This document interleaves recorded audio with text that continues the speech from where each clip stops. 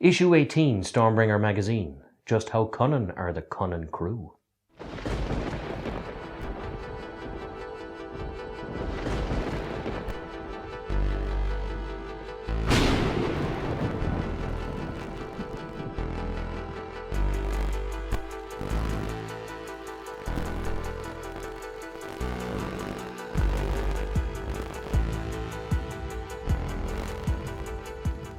Hello and welcome to The Lucky Roll, an eclectic channel for eclectic games, and today we're going to be doing issue 18 of our continuing series of Warhammer Age of Sigmar Stormbringer Painted. Now in this issue you get the cunning crew, so these will be like the thumb of the claw for the cruel boys in the sense that these will be the leaders. It's an interesting issue of course because you get again some more lore.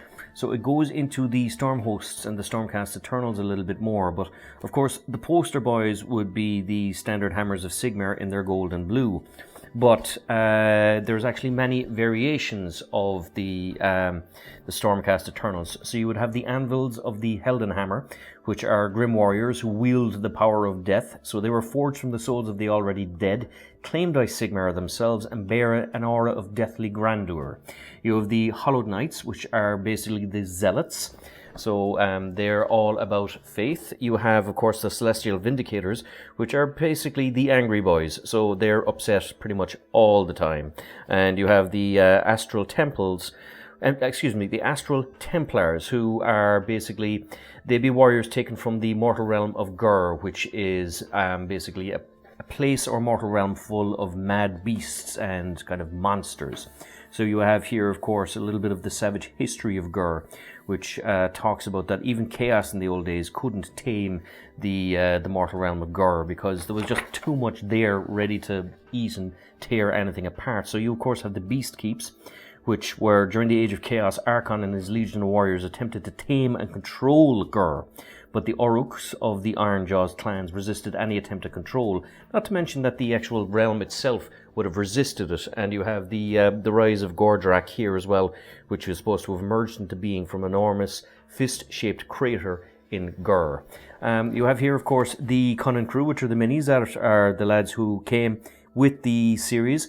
They're led by Manok the Cunning, and they're fellows who like to snatch the enemy's best beasts and warriors, even in the midst of the battle. So there's some very interesting little names here, but of course you can kind of roll for the cunning tactics.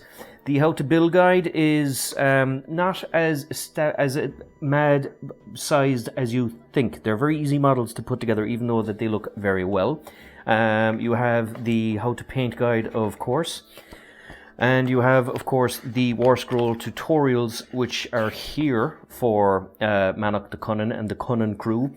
And you have, of course, the War Scrolls for Xandri's Truth Seekers, which were in an earlier issue.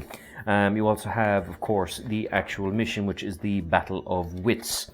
Now, the crew themselves are actually very, very interesting. So we'll start, of course, with the man of the hour himself, Manok the Cunning. So he is, as you can see, the whole thing is about kind of capturing and caging beasts. So his helmet seems to kind of reflect that he's a caged beast himself. He even has a little raven here to kind of go alongside it. So you'd think he was kind of hard to put together, but he wasn't actually. He was actually quite straightforward. The fact that you have the chest piece, but everything here on the outside just kind of fits in around it. And you have here, of course, he has the whip. He has a Stormcast Eternal helmet down there, and the whip is a nasty one because it's kind of surrounded by bits and pieces of sharpened blades and pieces. You have the trident here as well. So everything about him is literally about capturing animals and capturing people and taking them alive. So if this guy comes marching towards you with his crew, you may possibly suffer a fate worse than death if he manages to catch hold of you. So that was Manok. The next fella is Torka Tough Skill. So again, as you can see, he's another one with a kind of an apparatus for grabbing and taming both animals and people. And it's the same type of thing again. He had the body, but the armor just kind of clips in around it. And I have to say it was great fun to paint because there's crazy detail here. I mean, I went into two different kind of lead, kind of metallic paints. I had one was Leadbelcher, and the other one was a kind of an iron ore keepers thing, which is there's different shades of lead of metallic kind of silver paint out there. So I used the two of them just to give a small subtle deviation between the metal, just to kind of break it up a little bit, because you don't want him looking all silver.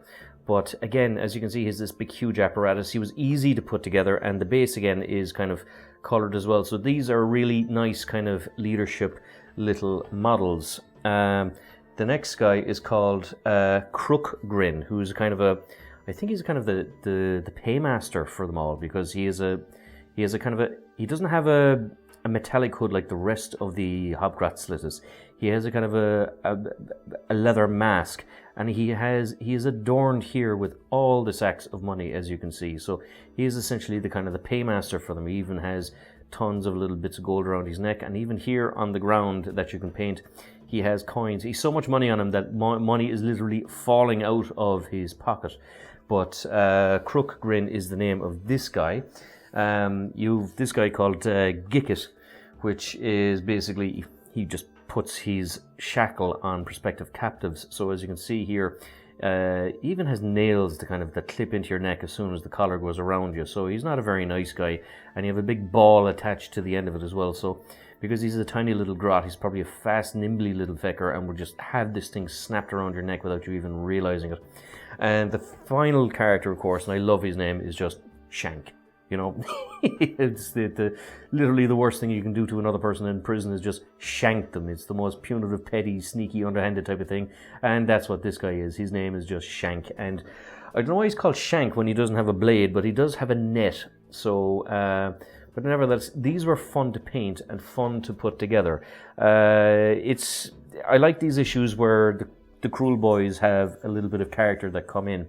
But again, this would be the thumb of the Cruel Boys, and you get 5 cool little minis that are easy to put together and very much fun to paint. And that, ladies and gentlemen, was issue 18 of Warhammer Stormbringer Age of Sigmar. Join us again for issue 19, and until then, good luck, God bless, praise Sigmar, and do not get captured by these guys, especially Shank.